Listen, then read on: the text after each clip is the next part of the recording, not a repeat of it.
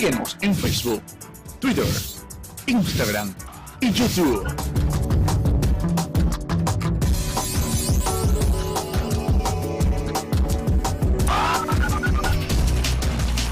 Marcos capítulo 1, versículo 40.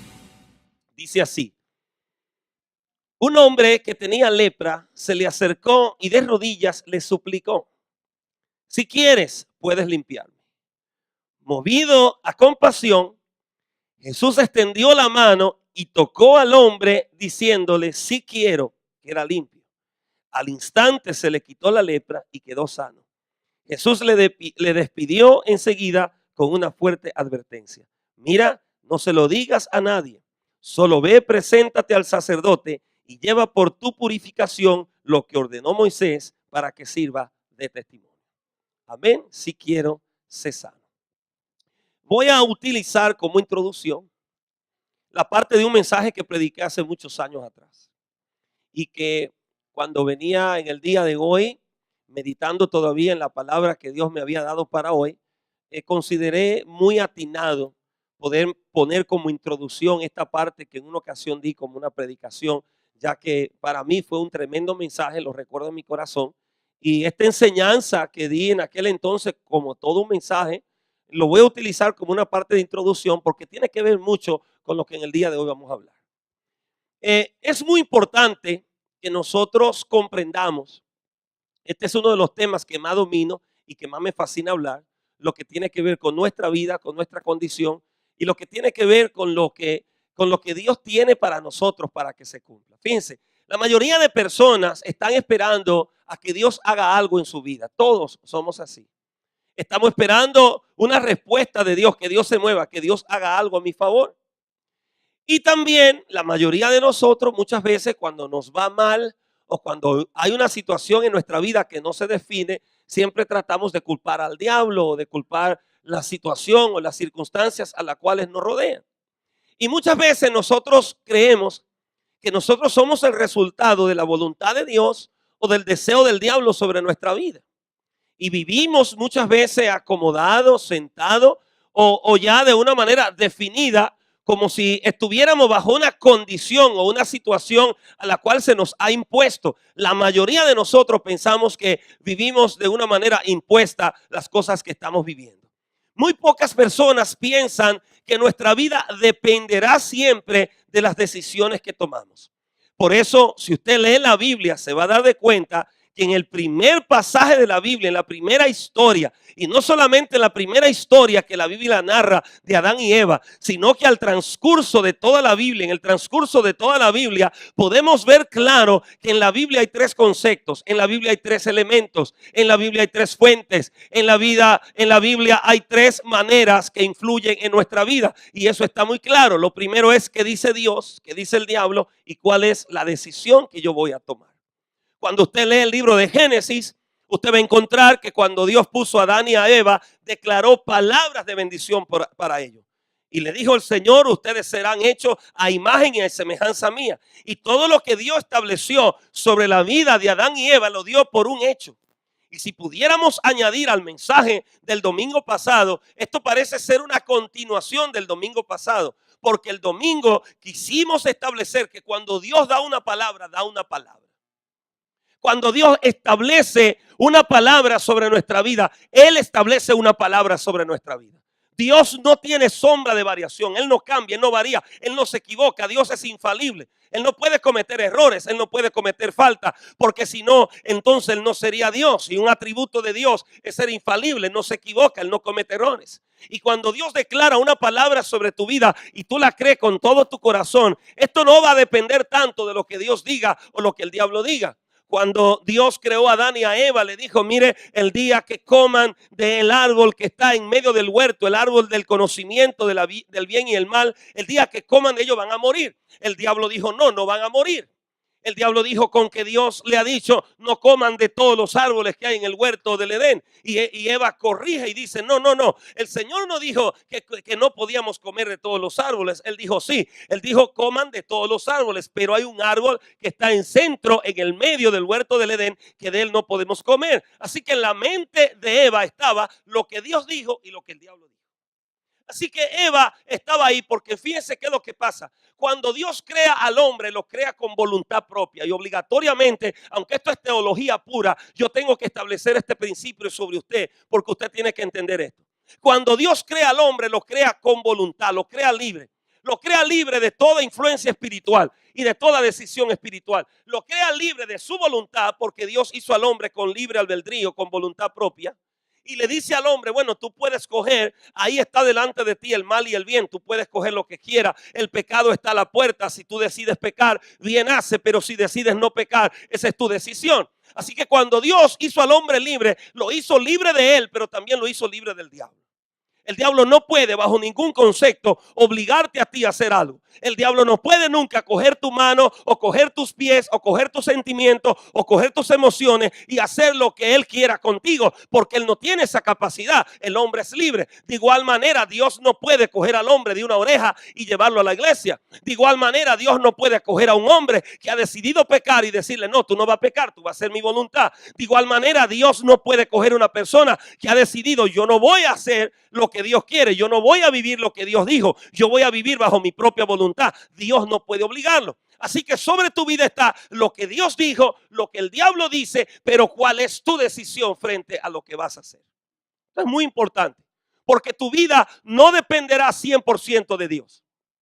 Y tu vida y tus situaciones tampoco dependerán de lo que el diablo haga en contra tuya, sino que obligatoriamente será tu decisión la que va a determinar quién es la persona que va a gobernar tu vida o qué palabra sobre tu vida se va a hacer realidad. Si lo que Dios dice o lo que el diablo dice. Pero es muy importante que entienda que es la decisión tuya lo que va a determinar tu bendición.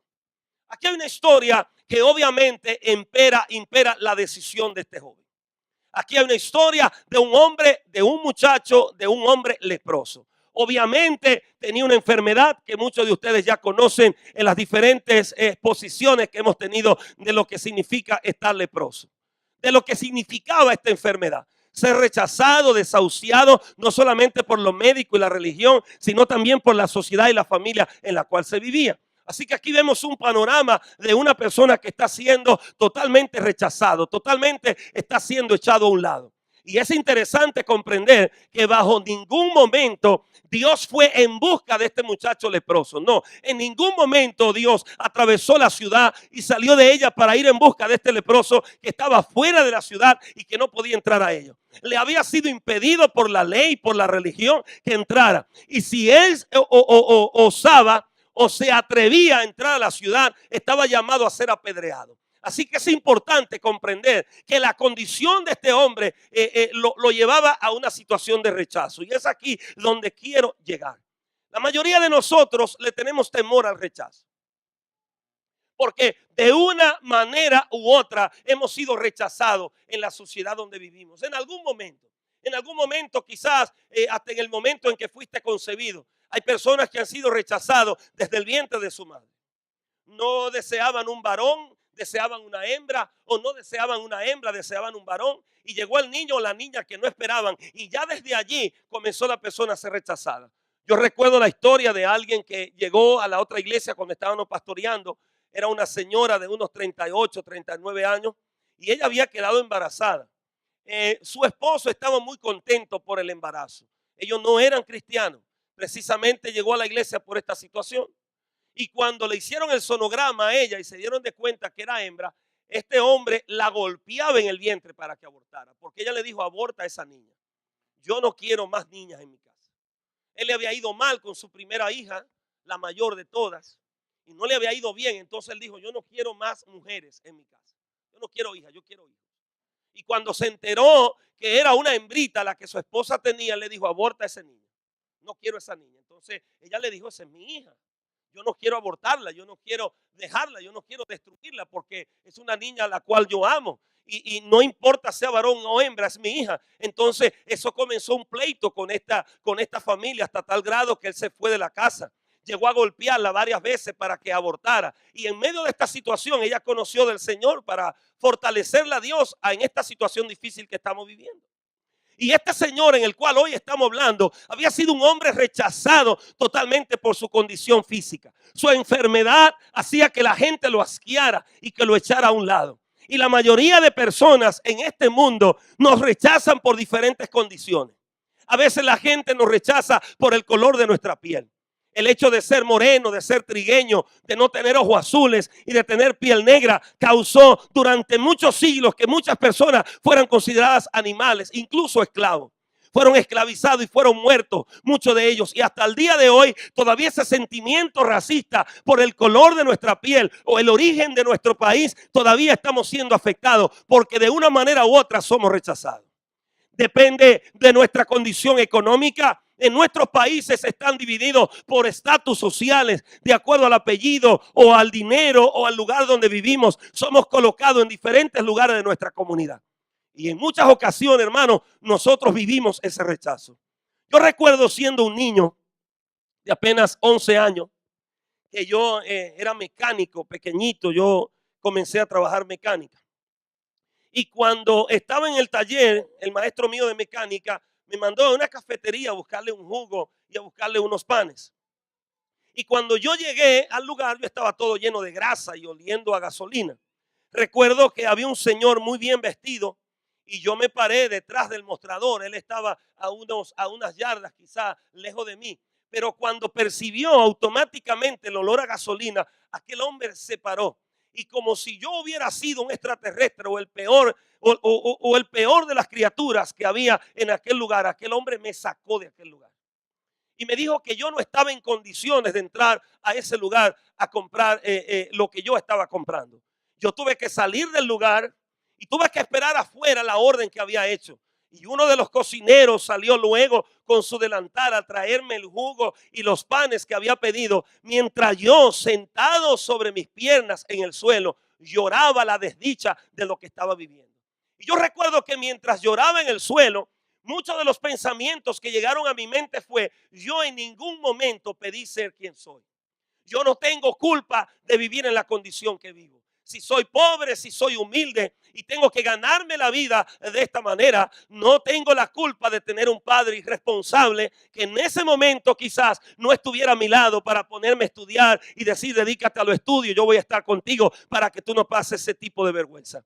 Esto me hizo a mí un gran daño a la edad de 10 y 11 años que tenía. Porque eso sembró un gran temor en mi corazón. Temor a todo. Temor a hablar. Temor a poder expresarme en público. Temor a expresarle a alguien mis sentimientos. Temor a decirle lo que yo sentía. Me llegué a sentir mucho temor y mucha vergüenza de quién era. Me avergonzaba de dónde vivía. Me llegué a avergonzar de lo que yo podía vestir como ropa, si se le podía llamar calzado o vestido. Me llegué a avergonzar de quién yo era física, emocional, espiritualmente. Llegué a pensar tantas cosas malas de mí mismo que yo mismo llegué a despreciarme y a sentir tristeza en mi corazón.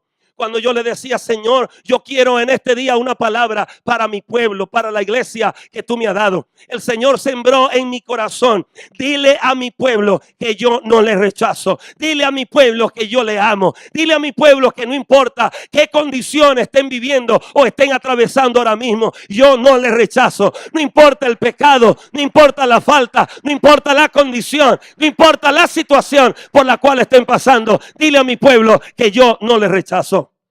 Al leer esta escritura y poderla compartir en el día de hoy, se estremece mi corazón a ver a un hombre enfermo, cayéndose a pedazos, destruido por la misma sociedad a la cual en un momento él fue parte de ella. Un hombre solo, sin madre, sin padre, sin esposa, sin hijo. Su condición de salud le impedía necesariamente llegar a su familia, poder disfrutar de una vida normal como las demás personas la vivían.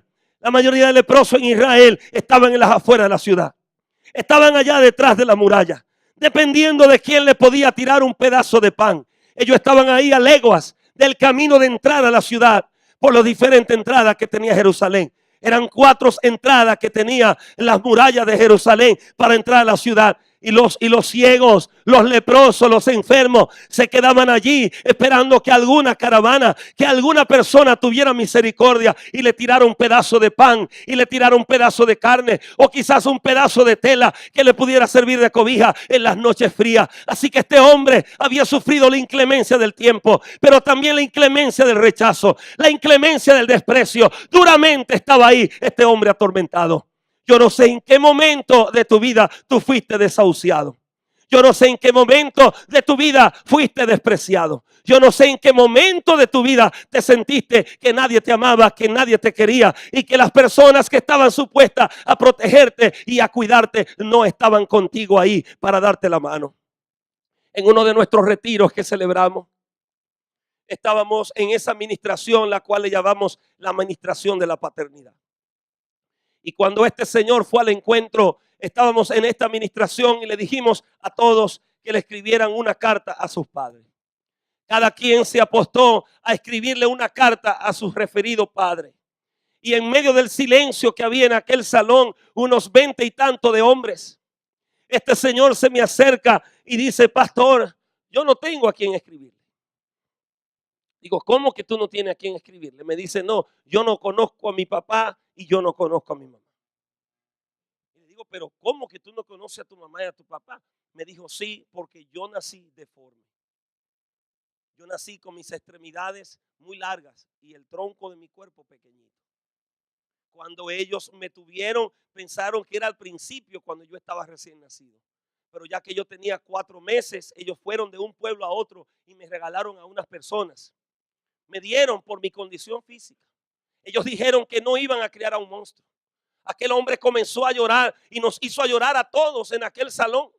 Había sido rechazado por sus propios padres por la manera deforme en la que había nacido y había sido regalado a una familia, a personas que él nunca sabía que eran sus verdaderos padres, hasta que luego que fue adulto se enteró: yo no soy tu papá, yo no soy tu mamá, sino que cuando tú tenías 4 meses de edad te vinieron y te regalaron a nosotros para así nosotros queríamos tenerte.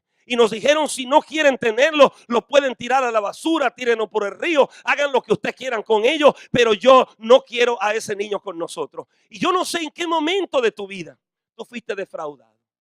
Hay personas, y lo voy a decir con todo mi corazón, hay personas que en un momento dado sufrieron infidelidades. Y ese es un tipo de rechazo. Porque cuando una persona sufre algún tipo de infidelidad, lo primero que comienza es a comparar. La persona quiere saber con quién me fuiste infiel. La persona quiere saber cuál es la persona que está ocupando mi lugar. Porque ellos quieren saber si es mejor que yo. Ellos quieren saber si es más bonita, si es más buen mozo, si es más apuesto, si tienes cualidades mejores que las que yo tengo. Y hay un dolor muy grande en el corazón de la persona que ha recibido infidelidad. Y el dolor más grande precisamente se trata por la comparación. Cuando comienza a ver a la otra persona y comienza a compararse, sucede lo que siempre acostumbra a suceder cuando te comparas con alguien. Que siempre habrá más personas más altas que tú y más pequeñas que tú. Por más alto que tú seas o por más bajito que tú seas, siempre habrán personas más altas o más bajitas que tú. Pero déjame decirte, si alguien te despreció por otro, si alguien te despreció por otra, déjame decirte que aquí hay alguien que no te desprecia y se llama el Cristo de la gloria. Él no está buscando a quién compararte, porque para él no hay diferencia entre todos los seres humanos. Nunca en la vida te será infiel, nunca en tu vida te dejará por otro, nunca en tu vida te preferirá uno y despreciará a otro, porque para Dios todos y cada uno de nosotros somos iguales. Sentimiento de rechazo es el sentimiento más fatal que puede haber en la vida de un ser humano, porque esto causa estragos como ningún otro en la vida de un ser humano. El sentimiento de rechazo lleva a las personas a las drogas y al alcohol. El no sentirse amado, el no sentirse querido, lleva a las personas a buscar un escape en las drogas y el alcohol para ahogar sus penas y su tristeza. El hecho de no sentirse amado, de no sentirse querido, el hecho de no sentirse aceptado, el hecho de no sentirse apreciado por las personas con las cuales nosotros vivimos y compartimos, eso causa en nosotros un gran sentimiento de dolor. Por eso es importante los padres que están aquí, los juveniles que están acá. A los juveniles que están acá, quiero decirle con todo mi corazón, quizás papi y mami no decidió que tú vivieras en la condición que tú estás viviendo. El otro día me decía un juvenil a mí, pastor, hasta el día de hoy yo quisiera entender por qué mis padres se separaron. Este es un niño que ha estado atravesando por muchas rebeldías durante toda su adolescencia, porque hasta el día de hoy él hace esa pregunta: ¿por qué mami y papi se separaron? Y esto causa un gran dolor y un gran sentimiento en la vida de los juveniles. Y déjame decirte algo, y voy a aprovechar a los juveniles que están acá. Muchas veces yo no sé cuáles de ustedes son producto de un divorcio, pero déjame decirte, tus padres no tenían este conocimiento que hoy estamos hablando este día. Ellos no tenían esta palabra. Ellos no tenían este consejo. Ellos no tenían este recurso quizás al principio que papi y mami se casaron.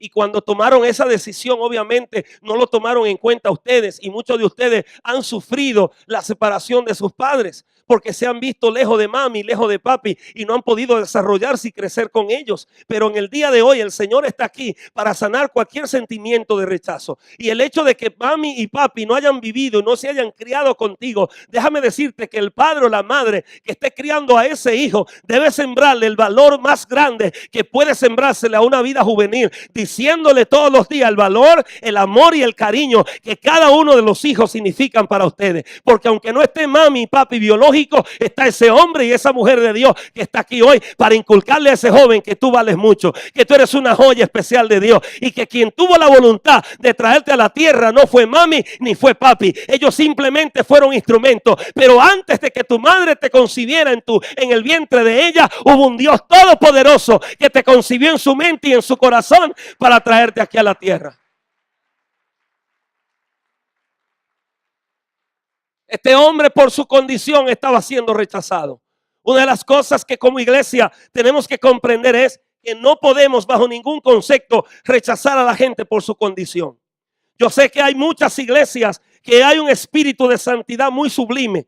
Hay un espíritu de santidad sacrosanta muy grande, muy elevada. Y a veces hay iglesias que se elevan aparentemente en un mensaje subliminal de santidad, donde aparentemente no hay cupo para el pecador. Pero déjame decirte que el Señor dijo, yo vine a buscar a los enfermos, no a los que estaban sanos. Porque el que está sano no necesita medicina. Así que yo vine a buscar y a salvar lo que se había perdido. Y la iglesia debe crear un ambiente donde el perdido diga, yo no merezco estar aquí. No, donde el perdido diga, encontré el lugar correcto donde mi vida será restaurada. Estoy en el lugar de donde Dios nunca me debe permitir salir. Creo que he encontrado el lugar, el auxilio, el socorro que durante tanto tiempo estaba yo buscando. Yo recuerdo en el Bronx, comparto este testimonio con ustedes, un gran amigo nuestro, un gran amigo mío, al cual amo, cayó en pecado. Y yo recuerdo que cuando él cayó en pecado en esta situación, hubo una persona que lo llamó a su casa y le dijo, si usted se levanta a predicar el domingo, yo me voy a levantar y voy a decir todas las pocas vergüenzas que usted hizo en el pasado. Y lo voy a humillar. Cuando ese teléfono se cerró, entraron otras llamadas, amenazándole, diciéndole. Y fue tanto el temor que aquel hombre entró, que cogió sus maletas y se fue al país de donde él había venido. Un año después, yo me fui a este país de aventurero. No sabía para dónde iba. Sí, cogí un avión de destino a ese país. Y cuando llegué al aeropuerto, tomé un taxi para ir a ese pueblo. Pero al llegar a ese pueblo no tenía ni idea para dónde iba. Porque solamente sabía de qué pueblo era su familia. Así que preguntando de plaza en plaza, de parque en parque, preguntando de lugar en lugar, encontré a esa familia. Y cuando encontré a esa familia, su madre me dijo, no, él no está aquí. Él está con sus hermanos construyendo una pizzería en el centro del pueblo. Y cuando yo le dije al taxi, llévame a esa dirección, cuando él me vio entrar por las puertas, él tenía martillo, él tenía un pouch puesto acá, él estaba trabajando, él tenía madera, él dejó caer todo y se tiró de rodillas a llorar. Y cuando él se tiró de rodillas a llorar, yo me tiré de rodillas junto con él y las palabras que él me dijo, yo no soy digno, ni merezco ni siquiera mirarte a los ojos por lo que yo he hecho. Y yo le dije, levanta tu cabeza, porque si habían 300, aunque sea uno, tomó Dios para venir a decirte que te amamos, te queremos y que no importa lo que haya hecho, ni las decisiones que en tu vida hayan pasado, no me importa. Vine a decirte que te amo, eres mi amigo, serás mi amigo y no importa lo que haya pasado en tu vida, vine a decirte que te levantes y comiences de nuevo, porque tú eres un hombre de Dios. El mayor problema que tenemos a veces como iglesia es el rechazo. Tendemos a rechazar a la gente por su condición. Tendemos a darle la espalda cuando un amigo nos falla. Tendemos a mirar el error de las personas que durante años nos han servido y han sido buenos con nosotros. Tendemos siempre a señalar con el dedo los errores que las personas han cometido. Y nos cuesta, hermano, nos cuesta. Sea hijo, sea esposo, sea esposa, sea hermano, sea hermana, sea madre, sea padre, sea pastor, sea amigo, sea compañero de trabajo, sea un vecino. Nos cuesta perdonar y olvidar el error que una persona ha cometido. Tenemos que reconocer eso, nos cuesta, hermano. Y sabe algo, hermano, cuando yo venía para acá en esta mañana, yo decía, Señor, hay iglesias que rechazan a la gente por su condición. Yo no sé de dónde la gente habla de que los homosexuales son rechazados. Yo de verdad en mi vida como cristiana, cuando yo veo un homosexual lo beso y lo abrazo. Cuando yo veo un borracho lo beso, lo abrazo. Cuando veo un adicto lo beso, lo abrazo. Cuando yo veo una persona que ha fallado a su esposa o a su esposo, lo beso, lo abrazo. Cuando yo trabajé en el banco, en la Asociación Duarte, allí teníamos un compañero de trabajo llamado Manolo. Y Manolo fue un empleado de más de 17 años en el banco. Y Manolo pasó por una situación económica difícil. Y cuando estaba en su situación económica difícil, lamentablemente, él trabajaba en el departamento de cobros del banco, de la Asociación Duarte. Y él tomó un cheque de un cliente y lo cambió. Un cliente vino a pagar su mortgage de su casa y él cogió el cheque y le dijo, yo te hago el pago, te puedes ir tranquilo. Entonces cogió ese cheque, fue al banco fiduciario. Como nosotros éramos de encaje legal, no tenían confianza para cualquier transacción. Él fue con un cheque de alguien, como dando a entender, yo vine personalmente a cambiar el cheque para no hacer depósito, para que la transacción sea más segura y evitar que el cheque vaya a rebotar. Después que dan el cheque sacan el dinero. Pero eso no fue, él cogió el dinero. Pasaron meses, pasaron años, y cuando se hizo una amortización del préstamo, ese señor dijo, falta un pago que yo hice de tantos miles de pesos. Cuando se hizo la investigación, recayó la culpa sobre este muchacho llamado Manolo. ¿Por qué yo le hago esta historia, hermano? Le hago esta historia porque yo pude revivir allí lo que la sociedad y el mundo y el diablo quisiese hacer con nosotros cada vez que cometemos un error. Porque yo no vi a Dios en el trato que se dio con este muchacho. Yo no lo vi allí. Cuando a Manolo lo mandaron a buscar a la gerencia, le dijeron, licenciado Manolo, lo esperamos en la oficina. Ya se sabía en el piso de ahorro lo que estaba pasando y nos reunimos. Ya pasó esto, a Manolo parece que lo tomaron en una transacción fraudulenta, robó, y el gerente lo llamó a una reunión. Es posible que a él lo metan preso. Eso fue lo que dijo el gerente, que iba a dar un ejemplo con Manolo. Yo recuerdo que en ese momento Clara María Zorrilla, una gran mujer, una señora llamada Luz Cristiana, entre otros funcionarios del banco que apreciábamos a Manolo, nos reunimos con el gerente y le suplicamos, vamos a pagar ese dinero. Manolo de rodillas decía, denme una oportunidad. Manolo en el suelo decía, denme una oportunidad que voy a buscar el dinero.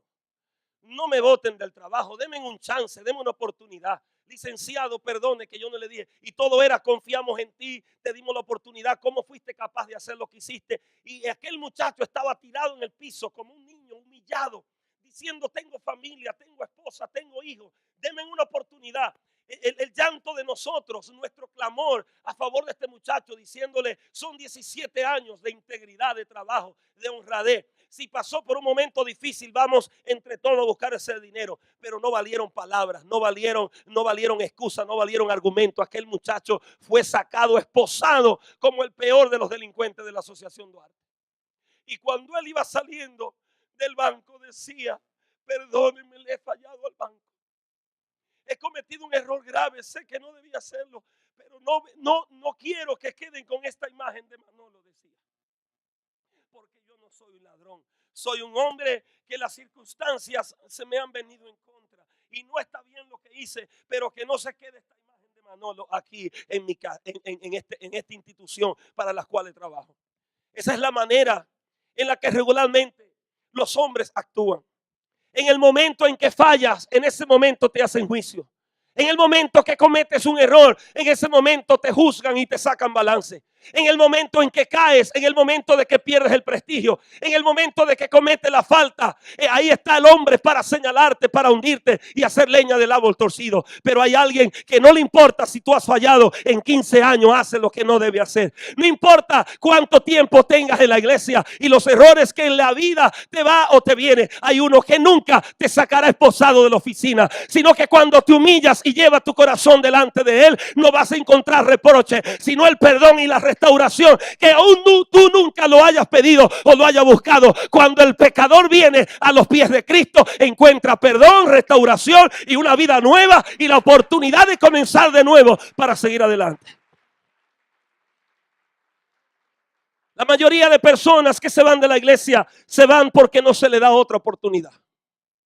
La mayoría de personas que caen en falta y se alejan de Dios y de la iglesia son aquellos que en la mayoría no se le da la oportunidad de comenzar de nuevo. Y aquellos que también se van de la iglesia son aquellos que consideran que no se le debe dar la oportunidad a aquellos que en un momento dado de su vida fallaron, sino que deben ser ejemplo estrictamente, y el día que fallen le fallaron a ellos, porque ellos son puritanos, porque ellos son los mejores, son la crema innata. Pero déjame decirte que no hay un hombre sobre la faz de la tierra que pueda despreciar a otro que haya fallado. Cuando tú desprecias a alguien porque ha fallado, te estás olvidando de cuántas veces también tú fallaste y fuiste perdonado y Dios te restauró. Y hay cosas que no salieron ni trascendieron a la luz pública, quizás por el estilo de vida que llevabas dentro de la iglesia, pero cuántas son las cosas que desconocemos todos los que estamos sentados aquí, que en momentos de tu vida te viste envuelto y ese Dios maravilloso te dio la oportunidad de nuevo para comenzar a levantarte y decir: Señor, perdóname, ayúdame, aquí estoy. Dame la oportunidad de comenzar de nuevo. Nadie lo sabe, nadie me ha visto,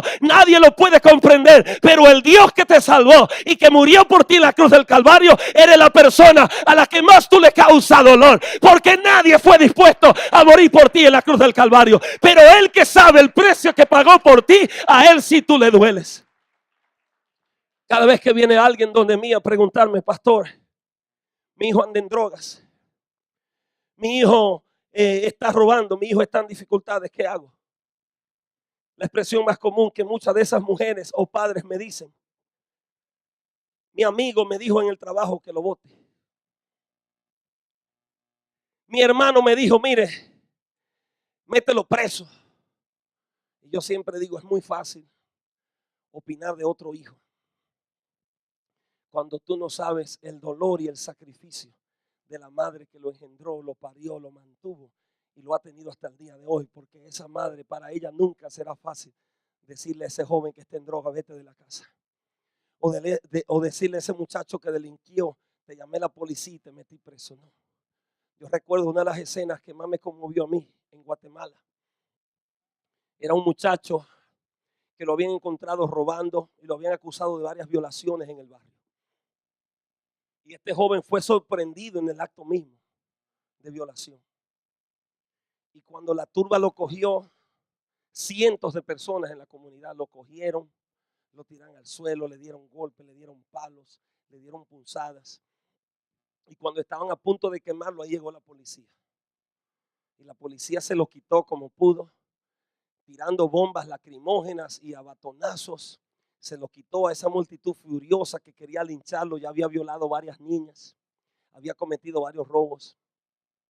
Y en medio de aquella situación viene la policía, se lo arrebata, lo salva, lo pone en un vehículo y se lo lleva. Ellos creían sano y salvo. Pero lo que la policía no sabía es que unas millas adelante ya la turba había cavado una fosa, había puesto troncos, rocas y se habían agazapado entre la maleza. Y cuando los policías se dispusieron a quitar los troncos y a quitar las rocas y los obstáculos que había en el camino, ellos de nuevo la turba le arrancó al muchacho y se lo llevaron. Y le prendieron fuego y lo quemaron. Lo que quedó allí fue un guiñapo entre sangre, cenizas y negrecito quemado por la gasolina. Pero ahí llegó alguien, su mamá. Cuando todo el mundo se fue, aquella mujer vino y abrazaba a aquel muchacho. Y lloraba y decía: ese es mi hijo. Ese lo tuve yo en el vientre, ese es mi hijo. Y lo besaba así, lleno de cenizas, lleno de sangre, lleno de pedazos de piel que se le quedaban en las manos y en el vestido. Ya lo abrazaba, ya lo besaba. Y allí yo pude ver el amor que Dios tiene para nosotros. Mientras una turba quería lincharte, hay alguien que se atrevió a abrazarte y a decirte: es mi hijo, es mi hijo, es mi hijo. Yo le amo, yo lo creé, yo lo tuve conmigo. Mientras una turba veía sus faltas y decía: un violador, hay que lincharlo, había una madre que decía: me duele porque es el hijo que yo tuve conmigo. Cuando este muchacho llegó a los pies de Cristo, se atrevió a cruzar la barrera que lo separaba del maestro, se tiró de rodillas y su pregunta fue: maestro, si quieres, límpiame. Si tú quieres. Usted se preguntará: qué tonto. ¿Por qué él le dice al Señor: si quieres, límpiame? ¿Sabe por qué? Porque una persona leprosa estaba acostumbrado a que le dijeran: no, no, no, estás enfermo, no, vete, no, no te me acerques, no. No te acerques, no te atrevas, no, vete, no te mereces estar aquí, sal de aquí, no, vete, tú eres un leproso. Y cuando este muchacho viene leproso y se tira a los pies del maestro, asustado, escondido, porque tuvo que esperar que oscureciera, porque si lo veía lo mataban. Y cuando él vio que Jesús pasaba, se tiró corriendo a los pies y de una vez no perdió tiempo, le dijo: maestro, si quieres, límpiame. Y yo sé que lo juzgaron mucho preguntando por qué él pregunta si quiero. Y es que él estaba acostumbrado a decir no. Y aún de Dios esperaba una respuesta negativa. ¿Cuántos son los que en muchas ocasiones y en muchas circunstancias de nuestra vida pensamos que Dios nos odiaba? Yo escuché a muchas personas decir: es que si yo voy a la iglesia se cae el techo. Yo llegué a escuchar a muchas personas decirme: es que yo soy muy malo para ir a la iglesia, porque ese sentimiento de rechazo y el hecho de recibir tantas veces acusación por nuestras faltas y por nuestras debilidades nos llegó a entender a nosotros que no éramos dignos de estar en la casa de Dios, que Dios nos iba a rechazar. Pero ¿sabe algo? Dios no rechaza a nadie. Si hay algo que a mí me gusta del evangelio, precisamente es eso, es que Él nunca te rechaza.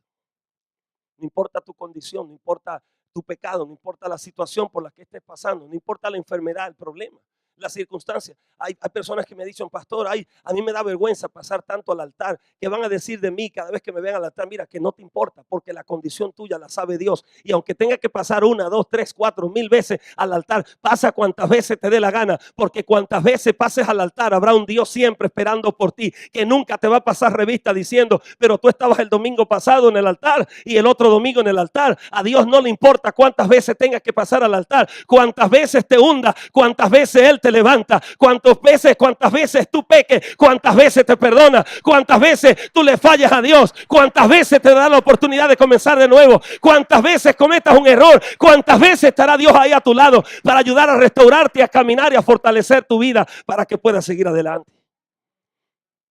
Este muchacho, cuando escribe el evangelista Marcos, él hace unos detalles muy importantes, y es que él dice que Jesús, poniendo sus manos sobre él, y él hace una aclaración acá muy importante. Él manda un detalle al lector de este libro para que vean esa imagen de Cristo tocando a un leproso.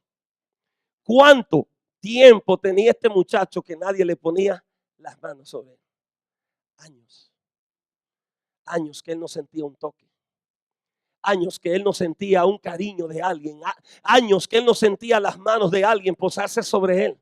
Y dice el evangelista: y el Señor, poniendo sus manos sobre él, lo tocó. Aleluya. ¿Cuánto haces que no sientes el toque de Dios? ¿Cuánto haces? ¿Cuánto haces que no sientes que alguien te escucha en tu problema, en tu situación?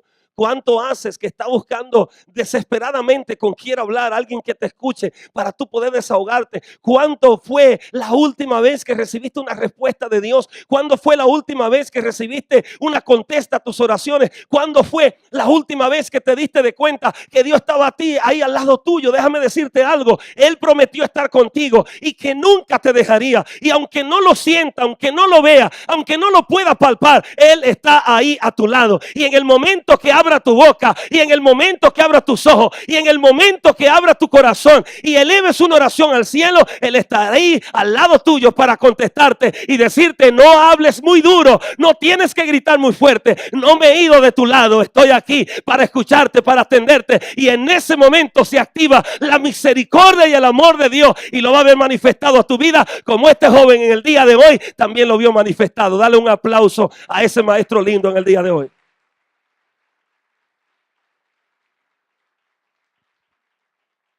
Termino con esta historia en el día de hoy. Yo sé que muchos de ustedes han leído la historia del hijo pródigo, y la voy a resumir de esta manera. Cuando el hijo pródigo estaba allá convencido de su condición, de que su condición era mal, de que no merecía vivir en la condición que estaba, el temor más grande que él tenía era el temor a ser rechazado por su padre. Y él preparó toda la oración. Yo sé lo que voy a hacer, voy a llegar allí, me voy a humillar, me voy a tirar de rodillas delante de mi padre, me le voy a tirar a los pies y le voy a decir: yo no soy digno de que me recibas como uno de tus hijos, recíbeme como uno de tus jornaleros. Eso es todo lo que tú necesitas para cambiar tu condición. Al principio del mensaje decíamos: ¿qué dice Dios, qué dice el diablo y cuál es tu decisión? Y el mensaje de hoy es directo. ¿Cuándo vas a tomar la decisión de venir al maestro? ¿Cuándo vas a tomar la decisión de decir: Señor, ayúdame, tócame? ¿Cuándo vas a tomar la decisión de levantarte y comenzar de nuevo?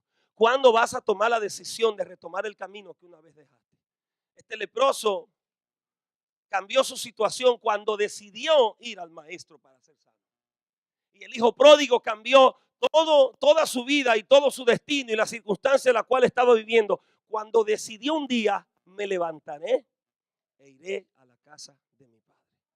Hoy Dios está esperando por una decisión tuya. Yo no sé los cambios que tú estás esperando en tu vida. Déjame decirte, lo primero que establecí sobre tu vida hoy es que Dios no te rechaza. Dios está esperando por ti. No importa la condición en la cual tú te encuentres en el día de hoy, Él te perdona. En una ocasión Pedro Tejada me dijo: pastor, el Señor me perdona a las 7 personas que le quité la vida. ¿Usted cree que yo, que soy un asesino, tengo perdón? Y le dije: sí. Pastor, yo en las noches veo los rostros de las personas que maté, que me suplicaban que no lo matara. Y yo le dije: ¿quiere que ore por ti para que sientas el perdón de Dios? Y me dijo: sí. Y cuando comencé a orar por él, nunca había visto un hombre tan grande, de 6 pies, 3 pulgadas, fuerte, con 2 manos como, yo tengo una, es como si fueran 2 de las mías. Allí quebrantó su corazón cuando el perdón de Dios vino a su vida. Hay muchas personas que están rehusando el perdón de Dios. Y hasta que te rehuses ser perdonado, hasta que tú mismo sigas corriéndole a ese Dios que es el único que puede darte la salida a lo que tú necesitas, nunca vas a encontrar el perdón y la restauración que tu vida estás buscando. Tienes que venir al Señor. Él es la única fuente de perdón y de salvación para tu vida. Yo quiero que tú inclines tu rostro ahí donde estás. Hay una canción, la canción número 2, que se llama Paz, del CD que te di. Inclina tu rostro ahí donde estás. Gracias, Señor. La canción número 2, que se llama En Paz. En paz. Gracias, Señor, gracias. No estamos hablando del video, estamos hablando del CD. Yo creo que tú inclines tu rostro. Mi deseo en el día de hoy es que encuentres perdón en el Señor. Encuentres perdón. El sentimiento que más nos aleja de Dios es el sentimiento de culpa. Cuando cometemos una falta y un error, siempre decimos: ¿y con qué cara yo voy a la iglesia? ¿Cómo yo voy a la presencia de Dios? ¿De qué manera yo vengo a su presencia? ¿Cómo? Después de lo que soy, de todo lo que yo he hecho. Y este día, mientras sigas pensando de esa manera, lo que vas a hacer es alejarte de Dios y perder lo que Dios tiene para ti. Y lo que el Señor en este día quiere decirte es que venga a Él tal y como está. Mientras la iglesia está orando y está con su mirada postrada, yo quiero abrir el altar para esas personas que hoy necesitan el perdón de Dios. Que dejen de correr, que puedan venir al Señor para que sus pecados sean perdonados. para que su condición de salud, su condición de vida pueda cambiar. Mientras sigas corriendo, nunca vas a encontrar perdón. Tienes que tomar la decisión valiente de venir al Señor, venir a sus pies y decirle: Señor, yo te necesito ser perdonado. Este joven tomó una decisión. El Señor no fue a buscarlo, pero tampoco el diablo pudo aguantarlo. Él vino corriendo a los pies del maestro y se tiró de rodillas y dijo: Señor, si quieres, límpiame. Yo necesito comenzar una vida nueva. Yo no sé si tú necesitas comenzar una vida nueva. El altar está bien. Dios está esperándote para que comiences de nuevo. No importa cuántas veces le hayas fallado, no importa cuántas personas te señalen, no importa cuántas personas digan lo peor de ti. Dios está dispuesto.